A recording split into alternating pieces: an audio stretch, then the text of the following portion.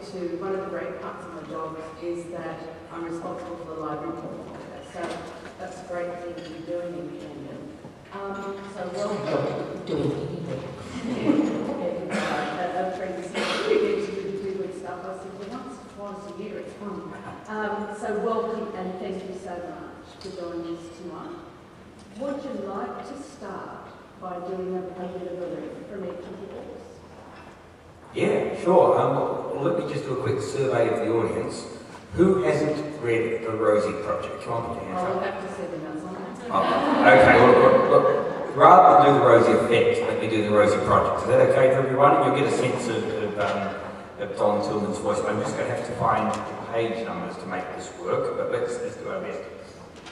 So I'm going to introduce Don Tillman in his own words.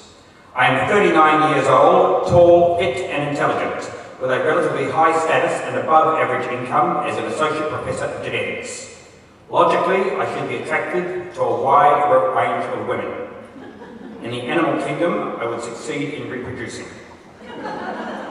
But Don hasn't had a second date, and at the age of 39, he decides it's time to find a life partner. Why? Married men live longer. Research proves it. But his problem is how to find one. A questionnaire! Such an obvious solution. A purpose-built, scientifically valid instrument incorporating current best practice to filter out the time wasters, the disorganised, the ice cream discriminators, the visual harassment complainers, the crystal gazers, the horoscope readers, the fashion obsessives, the religious fanatics, the vegans, the sports watchers, the creationists, the smokers, the scientifically illiterate, the homeopaths, leaving ideally the perfect partner, or, realistically, a manageable short list of candidates. So, he's going to use it over the internet. But his buddy Jean, the unreliable, philandering professor of psychology, says, Don, you've got to take it out in the field. My final non-internet option was speed dating, an approach I had not previously tried. The venue was a function room in a hotel. At my insistence, the convener disclosed the actual start time, and I waited in the bar to avoid aimless interaction until then. When I returned, I took the last remaining seat at a long table, opposite a person labelled Francis. Age approximately 50, body mass index approximately 28, not conventionally attractive. The convener rang a bell and my 3 minutes with Francis commenced. I pulled out my questionnaire and scribbled the name on it. There was no time for subtlety under these circumstances. I sequenced the questions for maximum speed of elimination, I explained. I believe I can eliminate most of them in less than 40 seconds. Then you can choose a topic of discussion for the remaining time. But then it won't matter, said Francis. I'll have been eliminated. Only as a potential partner, we may still be able to have an interesting discussion, but I've been eliminated. I nodded. Do you smoke? Occasionally, she said.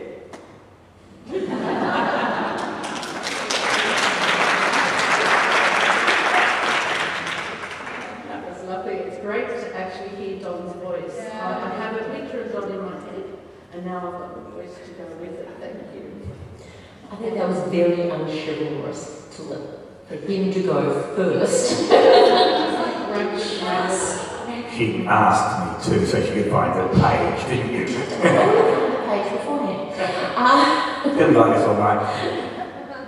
So, to give you a bit of a background to make sense of my reading, despite the fact that he told me he didn't need to do this, I'm a psychiatrist, and the heroine of my book is a forensic psychiatrist who's pulled into a missing child case through an unfortunate attraction to the married prosecutor.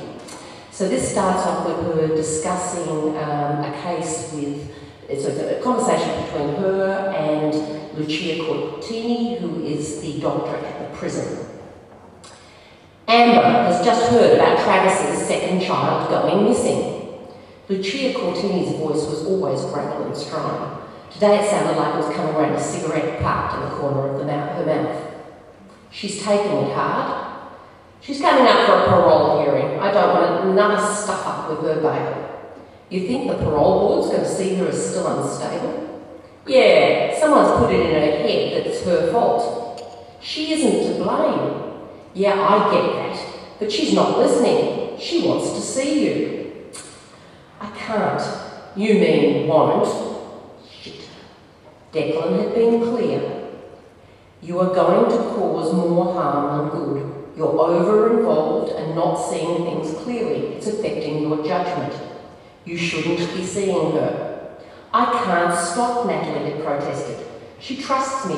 She still has a lot to work through. This is a directive, said Declan. Explain and then hand her over. The threat of Declan reporting her and her losing her ability to practice gave her no choice. Amber had been understanding and accepting, but only because she considered herself unworthy. Now, over a year later, Amber was asking for help, and there was no one else who understood what she needed. No, Natalie said to Lucia, it wouldn't have been fair to Amber to drop in and then out of her life again. Give her my best wishes, but there are professional reasons I can't see her. Oh, of course, professional reasons. You just look after yourself. There was a sound akin to a snort, and Lucia hung up. When Natalie got home, she found herself looking into the shadows, thinking she'd seen something. The only movement at the end of the lane was near a brothel. A man disappeared into the door below the red light. No, she was not going to be intimidated.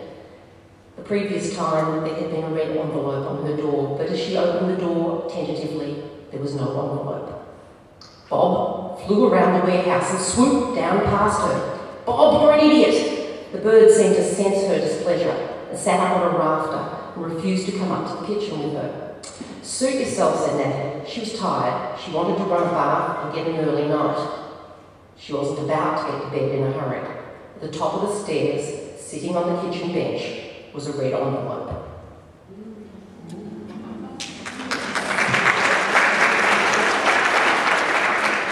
I actually finished Medea's curse just last week. Thoroughly loved it. I've got a bit of a girl crush on Natalie. I'm very excited to know more about Natalie and hoping to see another book that we'll get to that. So can I start first? Thank you for reading. That's always so lovely to have authors read their work. It helps. Yeah, it's just something I really enjoy. And I read somewhere that you had a really long-held desire to write and to be an author. And whilst you're out trekking, you made a fairly momentous decision. Can you tell us a little bit about that? Yes, well, compared to my husband, I had a much more traditional writer's kind of course in the sense that I've got the 2 unpublished manuscripts with rejection slips from Random House. Though they both got to the last phase, so I've been really optimistic. But then I got a very large grant from Beyond Blue to run the Beyond Blue postnatal depression program, so I sort of put writing on hold for a decade, essentially. But at the end of that decade, I was pretty burnt out. Jeff Kennett is a very, very hard taskmaster. And so I had a sabbatical in New York, and as I was writing on the train to and fro Yale, which is 2 hours there, 2 hours back, 3 times a week, I pulled a kind of a light novel to just pass time. And I put it in and under a pseudonym and got published. So, but that was all straight after the sabbatical. We went for a long service leave and did the Camino de Santiago together.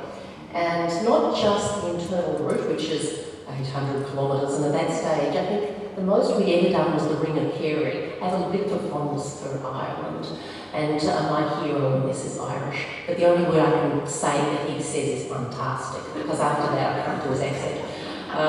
But so we've done a 100-kilometre trek around the Ring of Kerry, but that was it. And this one, the one across the top of Spain, the internal route is 800 k's. We did one from starting central France and it was then round the coast, which was 2,038 kilometres and took us 87 days. And 2 days before we finished, Graeme said to me, you know, well, what have you learned? Because anyone who's read anything about the Camino, and there are a lot of non-fiction books about people's experiences, including Shirley MacLaine started off, has found some, thing meaningful. And I said, oh, well, really not much. And they said, oh, really? And I said, oh, apart from the fact that I'm going part-time, and I'm going to write a book. And it was sort of happening my brain and I hadn't connected that that's what had happened on the book. So I called it my literary epiphany. And that was the book I penned on the train. That was the first one, and then I had practice for the next 9 before writing a serious one that I'm happy to put my real name on. And Graeme, you had a decision to write a novel that was not the traditional path that most writers follow, and there was something about a screenplay involved. Okay, I'll try to give a very short version of the story. I had this crazy idea. I read a book by Joe Queen, an American film critic, about making a low-budget movie. I got the bug and decided that Anne and I together would make this low-budget movie, which turned out into a medium-budget movie. But meant to be zero budget. but made this movie, and there were a lot of things not to like about it, but I got the screenwriting bug out of it. And I decided the obvious thing to do was to sell my business, to enrol in an undergraduate qualification in screenwriting at the age of 50 and become a screenwriter, as you do. And I spent 5 years working on my school project, in effect, which was a screenplay that became the Rosie Project.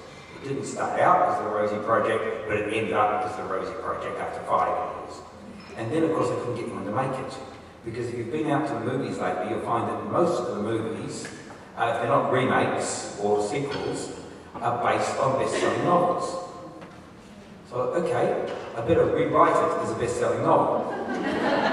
So I enrolled in a class in novel writing, and I sat down, rewrote it as a novel, and yeah, so that's my path.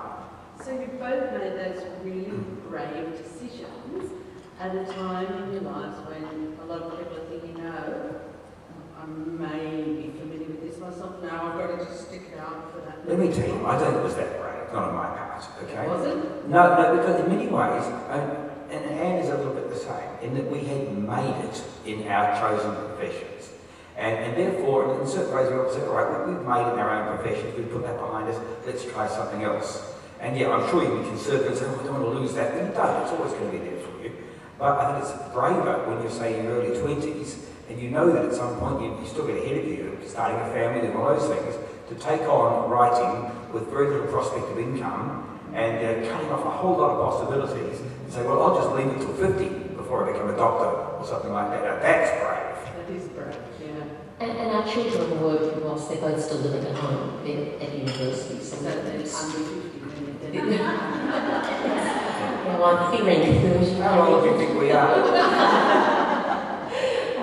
We kind of felt we'd gotten through the school years by that stage.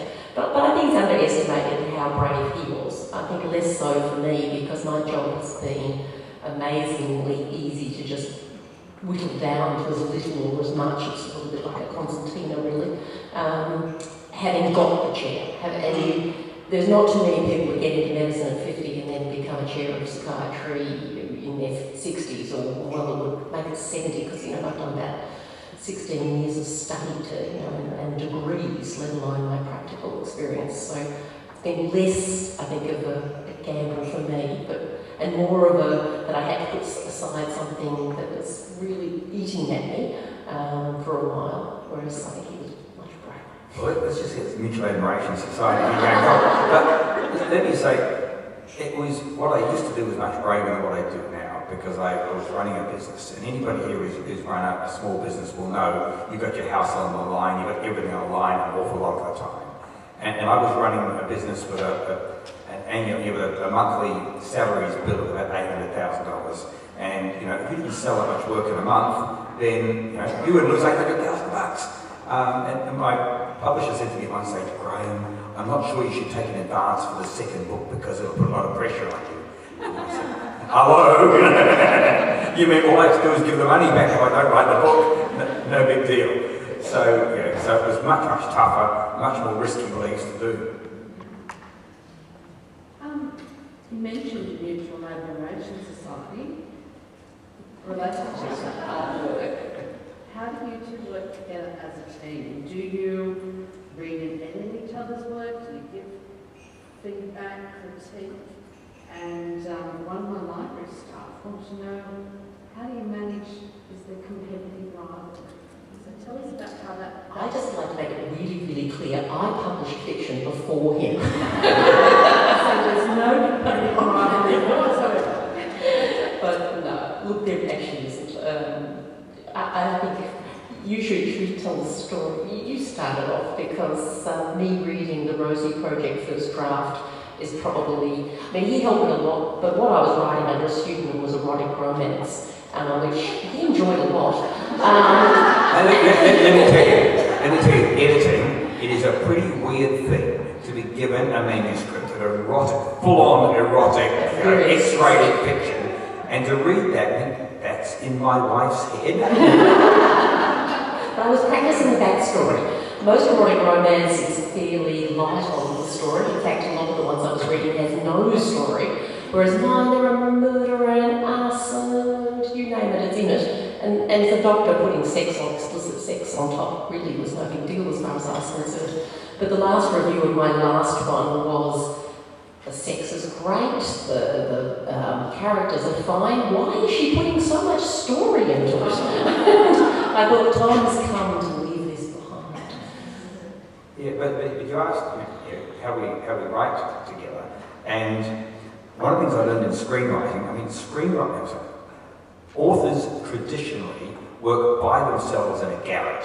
Screenwriters do not, they work in a collaborative sense. When you watch Breaking Bad or something like that, this comes out of a writer's room, a bunch of people around the table plotting together. And then they say, okay, then your turn to go home and write it up, but bring it back and we'll edit it. Now, that's pretty much how Anne and I work. We plot together.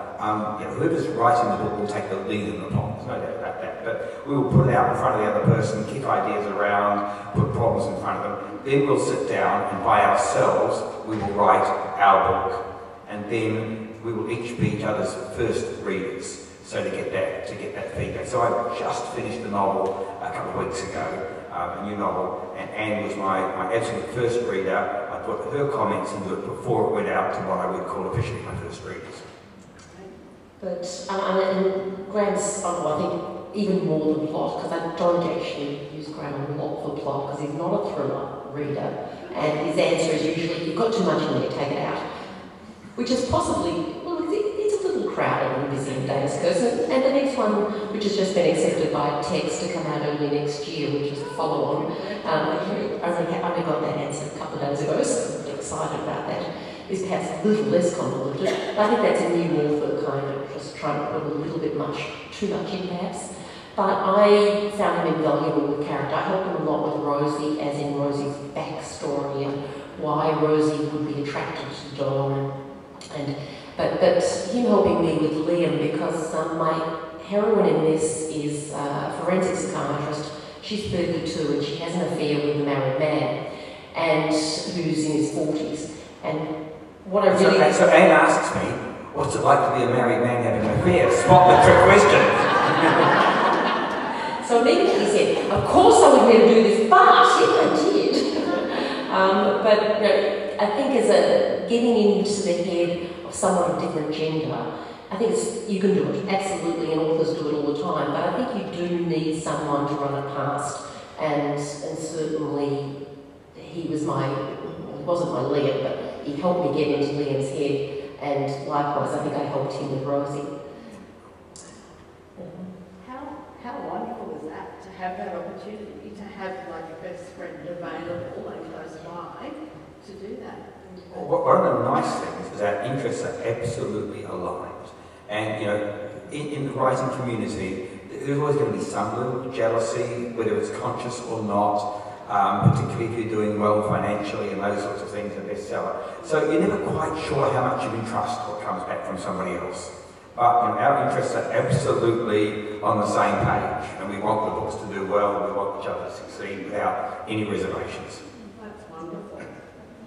So, Anne, Natalie, and I've already confessed to my little girl crush, rides a caddy that's a bit too big, and the tank tops are a little bit too small, and she likes me but doesn't really want to keep one, and really needs to manage and stay on her medication.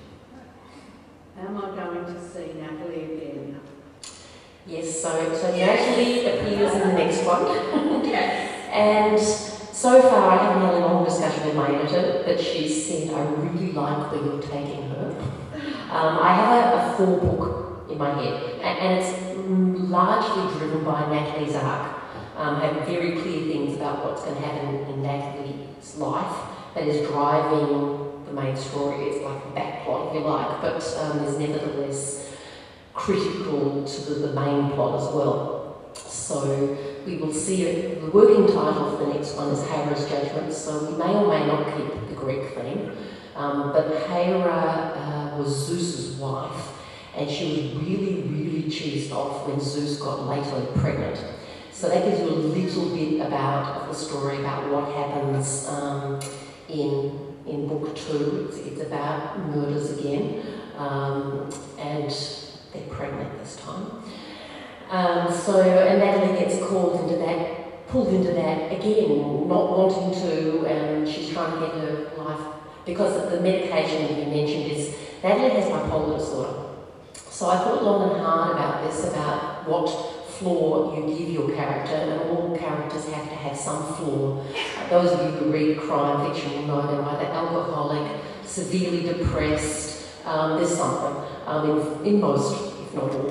And, well, he's not exactly, he's more of an action hero, but so she started, she's in a motorbike, a Ducati, for those of you who don't know, it's a motorbike.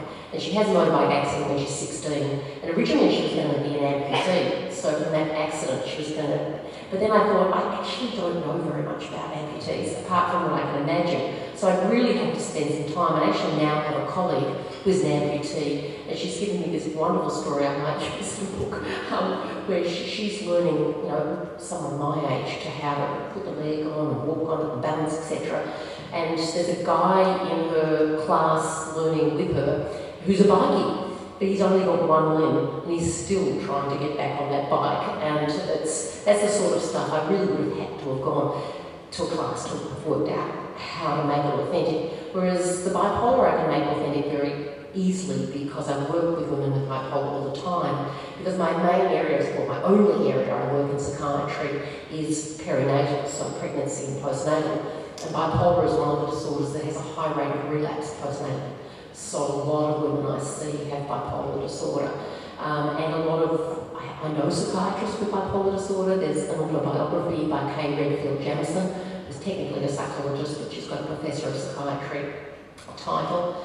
And she talks about her own bipolar disorder, and like Natalie, plays around, or used to play around with the medication a little bit, because people with bipolar disorder don't like to be labelled, or certainly when they first start, they like to be high, and she's in that phase of her illness, so I'm experimenting with that, but she has an arc of 4 books, and a lot's going to happen to her if I get to finish all of those. And I've actually finished the first draft of number 3, even though number 2 has gone in, number 3 has also actually been written, even though it's got a long way to go. Okay, that's great. I'm thrilled to hear that. Yeah. One of the things that I have enjoyed is that you've both found, I guess, points of difference. Your main characters have something a little out of the ordinary. You haven't gone and made it like Don, for example, but you've kind of made it okay, and Don's okay. And did you intend to set out to create that kind of effect, or was that just an unintended consequence? I guess I didn't write the Rosie project or the Rosie effect with a mission. I mean, Don clearly has Asperger's syndrome, or we should say high-functioning autism. I didn't come at it from a medical point of view. I came from a point of view, I'd worked with a whole lot of people like Don over the years. I wanted a character like that. To hell with the label, he was just that sort of person, and I felt that sort of person hadn't been well presented in books or movies, not with a sympathetic way. They were just one, they were secondary character who was often there for just for humour or weirdness or whatever, without the writer having any real sense of what they were like. So I wanted to write a story, and look, I think if you set out with a mission in writing fiction, that's exactly how the fiction will read, like someone's whacking you over the head with a stick. I think if you set out to tell an honest story about somebody or some situation which is interesting, your own values will imbue that story whether you like it or not. And my values around the Rosie project are very, very simple. They are that people like Don Tillman have been my colleagues and friends for many, since I was about 8. I've hung out with these guys, they are colleagues and friends, and therefore I like them, I respect them, and that's been the, I think it comes through on the page, that even though Don does some pretty stupid things at times, we laugh at him at times, doesn't get around, but it's the sort of laughter I would have with a friend of mine and say, remember that time that you wore the wrong jacket to the restaurant, and that sort of thing. He's like, oh, no, it wasn't. I read, yeah, it was the rules that were wrong. We'd both have a laugh about it. We'd both be above it and looking at it. As you do when the mate who's done something weird, you have a laugh about it. So it's a very equal sort of thing. It's had a really positive effect. I was talking to the parent of a young man, or still a boy really, who has high functioning autism, and she said, the thing I loved about that book, it's made it okay. So look, I thought that was beautiful. I've been very gratified. I was very concerned not to put something out there that would make life more difficult for people who had difficult enough lives anyway by making them laugh and stop or anything like that. It's been the exact opposite. The feedback I've had from the Asperger's autism community has been hugely, overwhelmingly positive. More readers will get, more of the community will get their idea of Asperger's from a book like the Rosie Project or from watching Big Bang Theory than from reading any non-fiction stuff. So it's very important.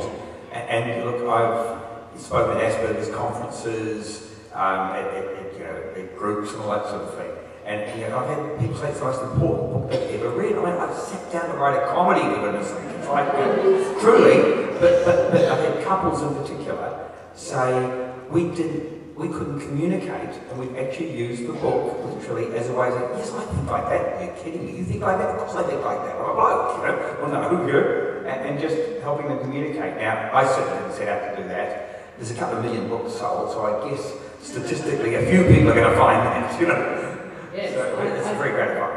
I dated Don for about 5 years. Boy, have I heard this story before. I wish I'd read your book before then. What I did find was, in my head, it was very easy. I could see Rosie and Don, maybe because of that experience I just referred to, in my head as I was reading. Okay, is there a screenplay? Are we going to see Rosie and Don on the screen? Okay, well, very, very simply, there was a screenplay because the screenplay preceded. We went full circle. Sony Pictures optioned the novel, and they said, we'll get one of the best screenwriters in Hollywood to adapt your novel. And I said, pardon me. And to cut a long story short, I got the screenwriting gig. I've done my drafts for Sony. They have rewriters associated with it. I mean, good rewriters. Think of Fault in Our Stars, 500 Days of Summer, and so on. They've got directors, they've got producers, all A-list people, but nothing in Hollywood is guaranteed until those cameras roll. So, I hope so. Don't ask me who's going to play Don Tillman, I don't know. So if you ask me to bet, I would say we've got a very good chance. Sony renewed the option a couple of months ago, and the book is heading towards 1 million copies in the USA, which is sort of a bit of a magic mark where you start to think they know they've got a captive audience if they make the film. So I was going to ask, if you were casting, who would you cast as Rosie and who would you cast as Don? Okay, I'm not going to give a proper answer here, because what I will say is the names get kicked around all the time for Don, and people like Benedict Cumberbatch, Ryan Gosling, Paul Rudd, Steve Carell, Ewan McGregor. These are people that we have seen play characters like we imagined Don to be before. So the punters out there, that seems reasonable. But you've also got the possibility of casting somebody against type. Classic example, Russell Crowe in A Beautiful Mind, and then something special can often happen. So they're both possibilities. Romantic comedies are A-list vehicles. They will either make it with an A-list star or they won't make it at all. So a big part of what I'm going through at the moment probably is finding the right person to play Don. Rosie, Jennifer Lawrence, is the go-to actress for everything. She's already played a role not a million miles from Rosie's, Tiffany in Silver Linings Playbook, so maybe she wants to do something different. I think of someone like Kerry Mulligan, looks a lot like Rosie in my mind. And it's very hard to think of Jean to go past like Baldwin or Australian, Anthony LaPaglia. Anne says they've got bedroom eyes. And that's Jean the philanderer. Okay, so you've mentioned that you both just finished another book. This one's not Rosie and Don. Is that right? Answer, isn't that? You do yours. No, that's in the Natalie series. That's not a Rosie and Don book. No, it's about a love affair rekindled after 22 years. The working title is The Best of Adam Sharp, and it's about two people who meet in Australia. He's a Pom, she's Australian. They fall madly in love, but it just doesn't happen. She's in an unhappy marriage, he's got his visa, and 22 years later they reconnect. So that's the premise. And a lot of it's shot through with music, because our guy plays piano in the evening, and that's his big sort of point of difference. And it's almost a jukebox novel, that if you like 60s and 70s music and a bit later stuff, it's everywhere. Playing requests. So, you're both obviously incredibly busy people. Where do you run? How do you find time? I was having a look at your book, and I know you've been talking about all over the place in your own house and altar, and also going along to some... And I still have a day job.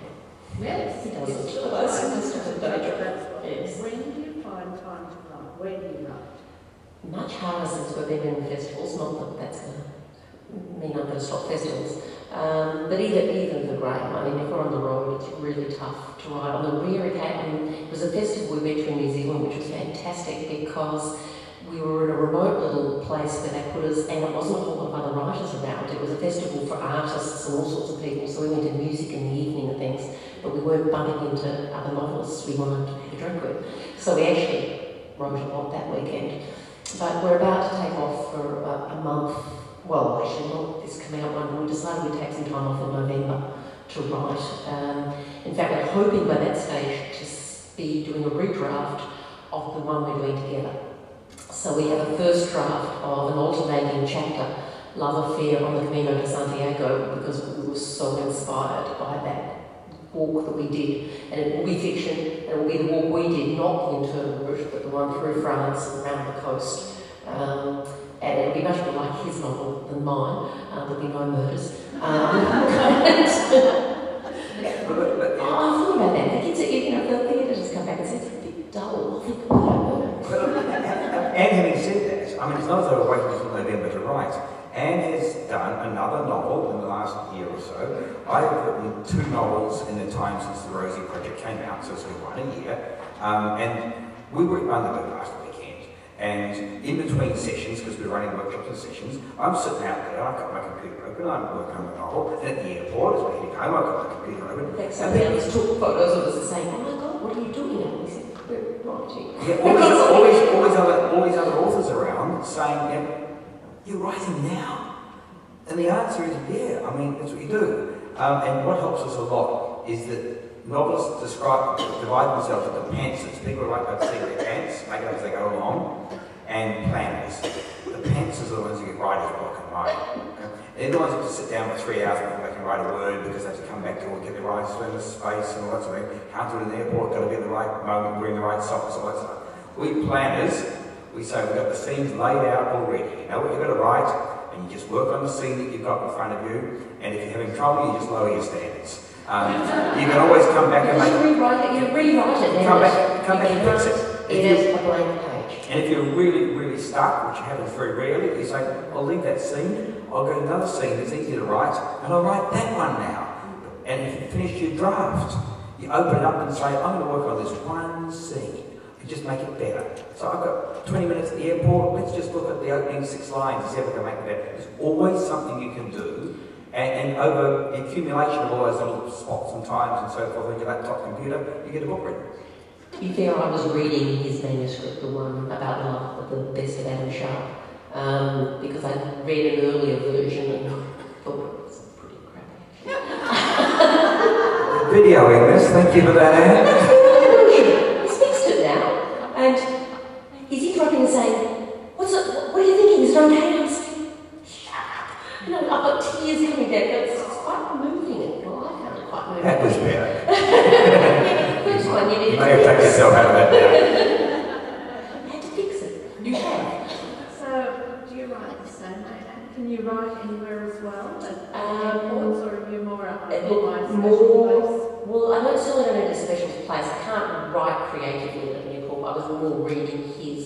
But like something I did on the plane today was I've just finished this draft of the third one, and it's really, really bad. It's just for varying reasons, mainly because he kept asking me about his heroine, and I kept getting into his heroine's head, which is nothing like Natalie. And what's Natalie doing? Why is Natalie? So I've got to go back. But so I was jotting down in the plane all the things I need to fix. Having sort of finished that draft and why I think it was wrong and why I got mushy. And that is not mushy. I mean, in this family, she writes a murder and I write love stories. It's an obvious way. Cards? You use a card system? Well, plan out your books? Or? yeah, look, basically screenwriting, we probably more than Anne, but I studied screenwriting. Yeah. And screenwriters do the cards. They lay out one card per scene. And so for the Rosie project, I had that because it was a screenplay. And I went back to the cards and wrote the novel from the cards. Not directly from the screenplay, but from the cards. That gave me my outline, I wrote a different way. So now, I would still do my plotting on cards. And I've tried software and so on. I'm an ex-IT guy, but cards are good. I run it with 4 or 5 cards, one card per scene, about 120 cards for a book. You lay them, you shuffle them, you mess around with them. And when you've got the cards sorted, you're ready to write either a screenplay or a book. Now, I'm a novelist these days, so in this case it was a book. But you know, with those cards, that's a good collaborative effect too. I can show it to Anne and say, look, this is how that first scene plays out. Does that make sense? So. And I'm not like write it out, but thrillers tend to have lots of threads, and I don't find it as useful as Graeme does. So, I do some plan. There's still some creative, you know, authors talk about your characters taking you places you didn't know you were going. That certainly happens in mine, and I therefore shift it. But I basically put a chapter by chapter outline, and I can hold in my head what he would have for 5 cards for that chapter. But I kind of know where the plots are going and how they're doing it. Like it's only a couple of lines that I write, but it means I know where I'm going with it, rather than doing the card system. Great. And you are writing a book together. That was one of my other questions. I thought, surely these two have got to do a shared book at some point. So tell us a little about that. I'll leave it for you two to decide who's going to talk about that one. We both just so taken with the Camino and the walk. And it was an 8 or 9 week walk that we did, and despite the fact that he was a screenwriter, he's not a very visual person at all. And we're about on week 3 or so. We started on February the 17th in France, so it was cold, and there was snow, and it was fairly cold, but we were walking into spring. And when the first tulip came up, there was all this in touch with sort of wow, nature and stuff, and that's what the walk does for you. And he was suddenly one day, as I'm walking along, I've lost it, and I look back, and he's back there photographing butterflies. It's photographing butterflies. So that kind of, it's grabbed us both, and we're both bringing to our characters kind of things that whilst I'm not bringing psychiatry per se, my character has an issue that, as a psychiatrist, I have a particular insight into, and it's a mature age love affair. So my character's 45, is 50 or pushing 50, and it's certainly about those sort of issues about older people meeting and the sort of issues that come with that. It's going to be light romance, funny, we hope. Romantic comedy, yeah. Yeah. He'll finish his chapter saying that went well, and she'll start her next one saying, what a disaster. That kind of different take on things. Yeah, I mean, talk about writing books together. almost no, there are hardly any novelists who write jointly the prose. Nicky French, I think even then they alternate some of the stuff like divide the responsibilities. You get some authors who are almost franchises who are sort of delegating some of the work after they do the plotting. But it's not common in fiction the way it is with, say, screenwriting or with non-fiction. And Anne and I are not trying to write by committee. We're saying we'll do alternating chapters, so we will plot together, but the voices on the page will be different. But then we'll edit each other's chapters in the sense of, I think this works, this doesn't. At the moment we're at the stage we wrote full-length novels separately, and now we're trying to put them together, so we're at the stage of saying which one is going to tell the story and who's in the best position to tell it better. And I don't think Harry goes all that big on a big issue. It's really which character is the best positioned one to tell this particular day or this particular story. I look forward to that. That sounds like a really interesting read. Yeah. I must tell you, lots of people say that it's much harder to get it through to publishers because publishers are generally pretty conservative. Yes. And it's what's the market going to think of this? Anne's followers are crime followers, and mine are this, and all that. So it's to do something unusual. I mean, we're very fortunate with both of us with the same publisher, we're both the text, which makes it a little easier than having two publishers involved. But when you go out there and you do something outside the norm, particularly popular fiction that's outside genre, it's a little bit of, people are used to a certain thing. We've managed it already, so I thought if any couple could do it, we're looking at them. I'm sure it'll be fabulous. I actually caught you, Graeme, talking to Bill and Melinda Gates, and apparently Anne was there too, actually.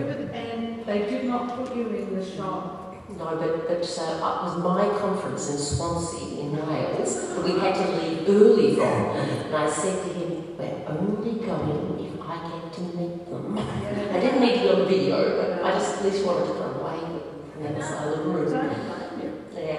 And I have to say, Melinda is the most stunningly beautiful, and I don't mean looking, although she is that too, but you see a lot, you hear a lot about Bill, and he's impressive and he's obviously very smart and rich and all of those things, but Melinda is just one of the most gracious, smartest, elegant, and I can't think of a better couple to have all that money and to do great things with it. Yeah, I was really impressed with them.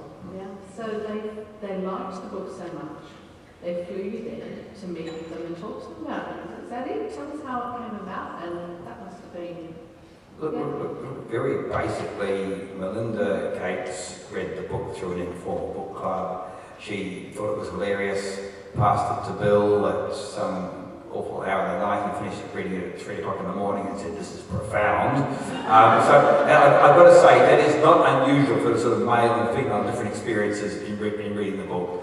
And his people got in touch with my people, and Anne and I were in the UK at the time, and they said they'd like to meet us sometime, so we just diverted via Seattle and spent a couple of hours, a little tiny snippet, we spent about 40 minutes in front of a video camera, and there's a little snippet of that up on the web. And Bill was nice enough to say it was his favourite book, I think, his favourite novel on CNN a couple of days ago. So we rocket up the Amazon charts in the US, so all good stuff. Get that Bill, mate. Yeah, it's a pretty good person to have singing the praises of the book. Well, I'll tell you what I really like about it. I mean, look, Bill Gates is a very, very nice person, a very influential person, obviously, but he is male, manager, intelligent, busy. But these are not the people that the US have really marketed the Rosie project to. They see their readers as primarily female, perhaps from the Midwest. It's got quite a romance or checklet-looking cover. So it's fantastic that broader group of people are being told, hey, from someone who they might say, I might like him, that this is an okay book to read.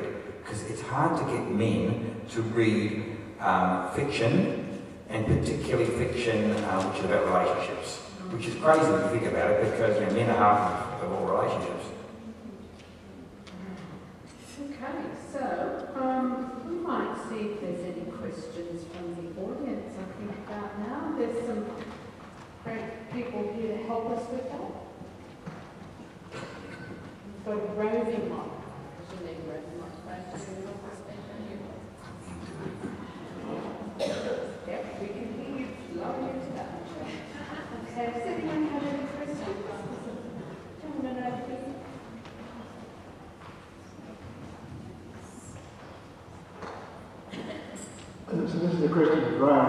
heard what your wife discovered on the Camino trip. What did you discover?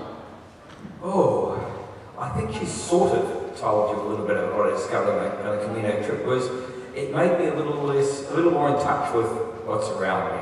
I think that you can go on a trip like, for me, I think, oh, beautiful, I'm going to walk for 80 days, I'll be able to think about stuff. And guess what? If you walk around thinking about stuff, you get lost. You actually have to get in touch with what's around you, and your time frame narrows down. It's actually very hard work. I found it very hard work. And you cannot go out there and say, I'm going to walk for 90 days. You have to go out and say, I'm going to walk for one day. It's a literal one day at a time. Today, we're going to walk 40 kilometres, we're going to go up that mountain, we're going to go down that side. It's a big day in front of us, and that's as far as you look. And you get to the end of the day, the next day, you get up and do it again. And I think it was just that getting much more in touch with the things around us, and the time frame, and also for both of us, we lived in New York for 7 months prior to that, basically in a bed sit in a studio, and I carried hand luggage only. I mean, we had very little stuff, and then when we were walking up, I carried 10 kilograms and Anne carried 6. That's not a lot of changes of clothes. That's not too many suits and ties, or CDs or anything like that. And you think, I've gone for a year without all that stuff. How much did I miss it? So I think both of us got a real dose of how much do you need possessions. Absolutely. I mean, I stopped buying clothes. I stopped for a long time after it. I've started back a little bit, but nothing like I used to. Really much less need for things, but things including clothes. Is that in Rosie effect? There's like when Don and Rosie head to New York, they do a bit of a downs. Well, certainly Don does. Rosie not quite as successful. Was that the link there? Yeah, look, there was a little bit of that in there where Don just packs a couple of bags, a couple of carry-on bags, and says, "That's my life. That's all I need." I mean, because you could go the other way, because some people with Asperger's would just pack trunks and so forth. But Don, if they say a character is a third someone you know, a third yourself, and a third you make up. So the third of Don, that's a little bit of Don that's me. His drinking habits are me. He's an enthusiastic drinker. And people say, people with Asperger's don't drink. And, well, trust me, some people with Asperger's do drink, but it didn't matter. I mean, I didn't want Don to be typical anyway, so there were a few things in myself that I put. And I'm a bit of a foodie, the friend who most inspired Don is not. Those sorts of things,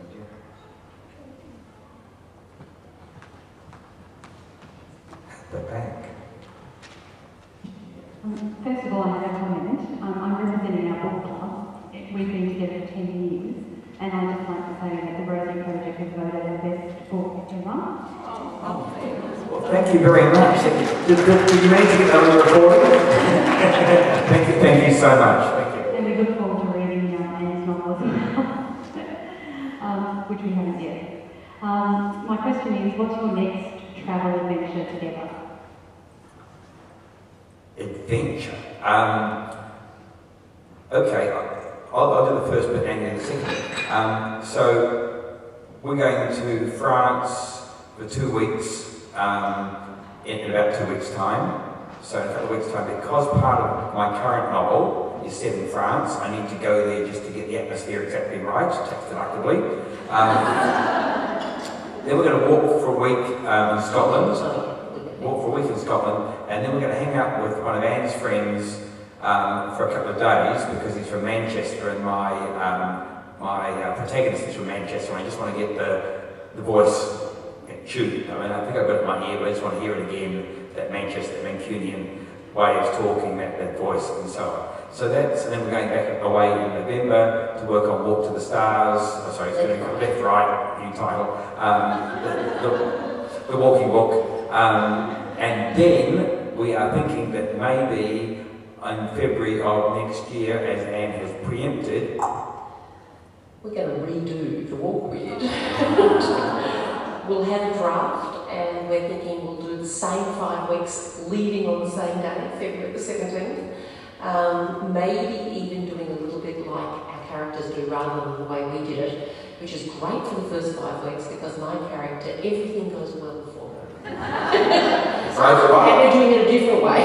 I'm the guy who's got to sleep under a hedge or something. Just to know what it's like. Quite like that. Method writing. But we might do a bit of walking alone and kind of channel our characters a bit more.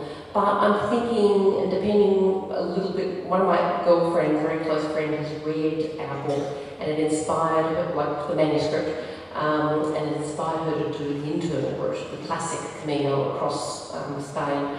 And she's doing that in August. So depending on what she says about that, we're thinking of when we get down to St John Peter Port, which is where everyone normally starts it, we'll do the traditional one across the top of Spain, which of course we haven't done. It's not the one that we're going to write about, but we kind of so taken with the walk, we'd like to be able to compare it to what everyone else talks about. So that's the plan at the moment. With a laptop computer, of course. Each. Hi there, I'm interested in the process of your writing, so I go through the hard process of the plotting out. How much does that stay the same at the end, or do you find the character sometimes takes you on some sort of journey that you hadn't envisioned yet? Well, I'm a card freak, so I'll give you a quick answer and then Anne might like to add to it. What I tend to find, if you break the thing up into the 3 acts, so the first act is the first quarter, that tends to be pretty much as I've carded it. The middle part, I tend to go back and do quite a bit of adjusting and resequencing after I've written it. And often the final act, the final quarter, changes quite a lot. Because what you've set up is going to lead you somewhere else. But because I'm a planner, I've always got a plan. It's just the plan gets updated, changed, and so on. It's like you made a long journey. And as you go along, the first part's probably going to be pretty standard. And as you get along, you think, well, we might deviate off the route here. And by the time you get to a completely different place, you decide to come home a different way. So, broadly, that's it. With Medea's Curse is kind of essentially about this forensic work I do in infanticide, but I didn't want it to be a real it's a fairly grim topic. And I work a lot with these women. I was very keen not to make them evil because they're not. I'm not saying there aren't evil killers out there, and certainly it seems there are, but they're not the ones I work with. So I wanted to make it really clear that things are not black and white. So things changed in the middle and the end section. There was a lot of moving around with some of my characters as to how I best did that. And I really like thrillers with twists. And there's several twists in it, but one of them my father ran up, the main one, and my father ran up and said, "Did that really happen?" And I said, "Dad, it's fiction." Part of that was always there, but some of the stuff around it changed. And in the second one that I've just had accepted, I had to actually bring a character back from this book. So you don't quite finish Georgia in this book. You don't have a trial. You get to hear what Natalie thinks happened. But even the law, it's never really not. Yes, all right, someone. Robert Farquhar's a classic example. If you've read House of Grief by Helen Garner, she's also at the festival. You read it and you think she really thinks the whole story didn't come out. Not that he didn't do it, he obviously drove his kids into the dam, but what was the intention behind it?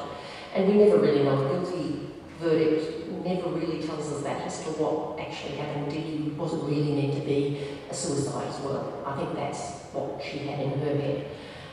So I leave that still uncertain with Georgia. So we have her court, and I felt she wasn't finished. So we've ended up with her court case, and I thought we'll have a court case. I also needed it so I could bring Liam back into it, because he was kind of, I wanted to bring Liam back into it anyway. And then I thought, well, actually, now I know this character so well, this is what would happen. And so I had to do something else as well. We've met some other, and once you get into your characters so much, they kind of do you have to finish them off in certain ways. I'm thrilled to hear that we get to find out a little bit about Georgia. Any other questions tonight? I guess you're all wondering, will we be available to sign books as gifts for people, and how well will they be appreciated overseas? And how do we solve all of their Christmas present problems? Well, I think you probably know the answers to that, but I know that the good people from the Collins Booksellers offshoot at the back of the room are going to do whatever they can to look after you, and will sign any colour you like. So, seriously, good gifts, especially for overseas people. And I think those men on the list, they're always so hard to buy for. It's them, and these are from the girl pals. And I thank you both very, very much. It's been an absolute delight. From the moment you walked in, you were just so easy, and I noticed you mingling with writers and with audience and your readers, and strangely not all writers are comfortable doing that, so we really appreciate that. It's been great to talk with you. We've got a little gift here. Hey, thank you. I'll give it to Anne, but it's a share. Thank you very much. Local products from our local area, and put together by a very nice place here in Camden, and looking for a bite to eat. And you're a foodie. Thank you. That's the place you need to have a look at. Thank you. You're going to join us and sign some books. On behalf of Camden Library Service, I'm going to thank you all for coming along tonight. We're thrilled that Sydney Writers Festival thinks Camden is a big enough and important enough place full of readers that they include us in the festival, and we're really delighted about that. Can I also just quickly thank my library staff, Bernadette, Manager of Library Services, Michelle, Elisa, who are the team leaders at each branch, and all the rest of the fabulous staff that we're lucky enough to have. There's not a day goes by that I don't see someone doing something really incredible for the customers in our libraries. So, well done and thank you. And I think Michelle's going to give us further directions, yes? Thanks again, Graeme.